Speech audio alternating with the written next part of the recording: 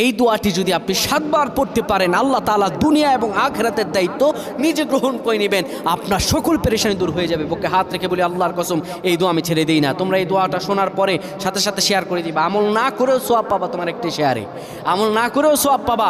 আল্লাহ তাআলার সওয়াব দান করবেন, রিজিকে বরকত দান করবেন, মনের আশাগুলো পূরণ করবেন।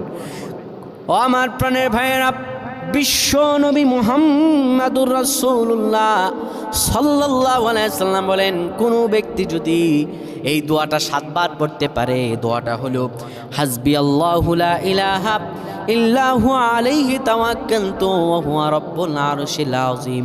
কোনো ব্যক্তি যদি এই দোয়াটা পড়তে পারে খালেস অন্তরে সকালে 7 বার আর মাগরিবের পরে 7 বার পড়তে পারে, আমার আল্লাহ রাব্বুল আলামিন বড় বিপদ থেকে তারে বাঁচিয়ে দিবেন। তার দুনিয়া এবং আখিরাতের দায়িত্বগুলো আমার রাব্বুল আলামিন নিজে গ্রহণ করে নেবেন।